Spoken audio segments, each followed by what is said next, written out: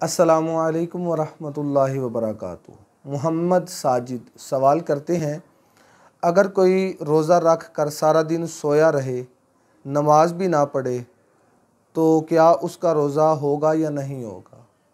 भाई ने बड़ा अच्छा सवाल किया है।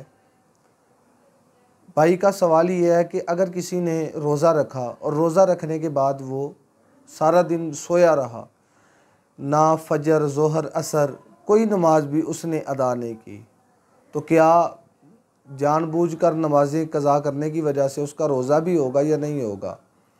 तो इसी हवाले से नबी करीम अलैहिस्सलाम की एक हदीस मुबारक का मफ़हूम आपके सामने पेश करता हूँ।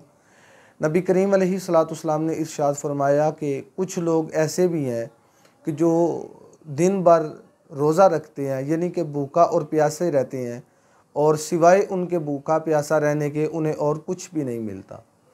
यानी कि जब वो रोज़ा रखते हैं तो वो रोज़ा दुनिया को दिखाने के लिए रखते हैं, और उसके बाद ना वो ज़िक्र व अज़कार करते हैं, ना नमाज अदा करते हैं, और ना ही वो अल्लाह के हुज़ूर इबादत करके रोज़े का जो मकसद है वो मकसद ही हासिल नहीं करते। तो नबी पाक अलैहिस्सलाम ने इरशाद फरमाया कि वो लोग जो हैं, जो रोज़ा रखने के बावजूद भी कुछ हासिल नहीं कर सकते, वो यही लोग हैं जो नमाज़ें अदा नहीं करते। और जहाँ तक बात है, रमज़ान के अलावा भी जो नमाज़ें हैं वो फ़र्ज़ हैं। जैसे रमज़ान के रोज़े फ़र्ज़ हैं, ऐसे ही नमाज फ़र्ज़ है।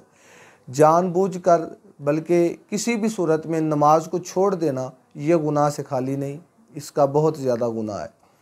और एक हदीस मुबारक के मुताबिक जो जानबूझकर किसी फ़र्ज़ नमाज को छोड़ता है, वो 2 लाख साल जहन्नम का गोता लगाएगा। इतनी शिद्दत जो है उसको अज़ाब की मिलेगी, इतना शदीद अज़ाब है सिर्फ़ एक नमाज को जानबूझकर छोड़ने की वजह से। तो जो दिन भर रोज़ा रखे और रोज़ा रखने के बाद जानबूझकर फ़र्ज़ नमाज़ों को छोड़े या रोज़े के अलावा फ़र्ज़ नमाज़ों को छोड़े, तो एक दिन की 5 नमाज़ें हैं, 10 साल जो वो जहन्नम का एक गोता बनता है।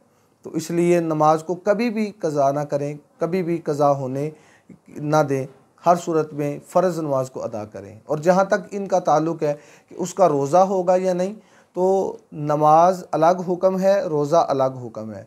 अगर कोई रोज़ा रखने के बावजूद नमाज नहीं पढ़ता, तो रोज़ा जो उसने रखा है रोज़ा नहीं टूटेगा, रोज़ा उसका हो जाएगा। लेकिन जहाँ जो उसने नमाज़ें छोड़ी हैं, नमाज़ें छोड़ने की वजह से वो गुनाहगार होगा। नमाज अलग इबादत है और रोज़ा अलग इबादत है। उम्मीद है आपको इस मसले की बखूबी समझ आ चुकी होगी।